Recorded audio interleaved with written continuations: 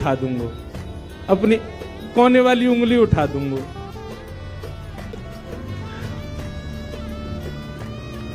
जी बोले मैं अपनी कन्नी उंगली उठा दूंगा और तू स्पर्श करती करती मेरी जैसे ही कन्नी उंगली उठे वाकू पकड़ लियो और तुरंत पिताजी से कह दियो जय रे मदन मोहन जी, मैं चल दूंगा तेरे संग। अब तो दूसरे दिन वो पिताजी के पास गए, पिताजी जल्दी करिए कब चलना है कब। बोले तुझे तो इतना विश्वास है जैसे तू वास्तविक में मदन मोहन जी को ले ही जाएगी, लेकिन बिटिया तू भी याद रखियो मैंने ऐसे स्वरूप बनवाए हैं कि कोई बता ही नहीं सकता कि असली मदन मोहन कौन से। बोले पिताजी आप सन्मुख पधराओ तो। महाराज भीड़ लग गई देखने वालों की, पूरा राजभवन। लेकिन बिटिया तू भी याद रखियो मैंने ऐसे स्वरूप बनवाए हैं कि कोई बता ही नहीं सकता कि असली मदन मोहन कौन से। बोले पिताजी आप सन्मुख पधराओ तो। महाराज भीड़ लग गई देखने वालों की, पूरा राजभवन इकट्ठा हो गया जयपुर का। 7 स्वरूप विराजमान हुए।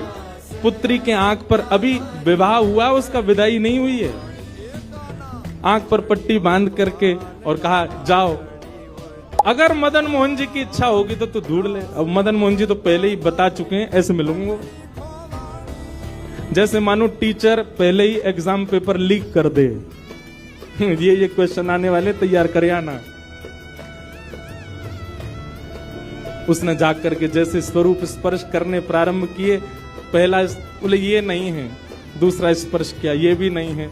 ठाकुर जी खड़े थे 5वीं पंक्ति में, 5वें वाले थे।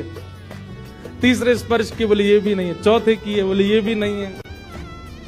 जैसे ही 5वें का स्पर्श किया और मुखमंडल का स्पर्श किया, गले का स्पर्श किया, वक्ष का स्पर्श कर, जैसे ही ठाकुर जी की भुजा पकड़ी सो ठाकुर जी ने अपनी कन्नी उंगली हिला दी और जैसे ही कन्नी उंगली हिलाई उसने तो पिताजी यही है मदन मोहन जी। आहा, राजा के तो नेत्रों से आंसू गिर गए। अपनी बिटिया को गले से लगा लिया, कान में बोले बोले मैंने कन्नी उंगली हिलते हुए देख ली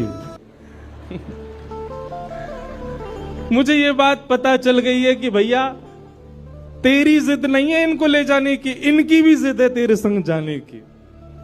और महाराज गाजे बाजे रथ में आरूढ़ करके श्री मदन मोहन लाल जी करौली राजस्थान को प्रस्थान किए।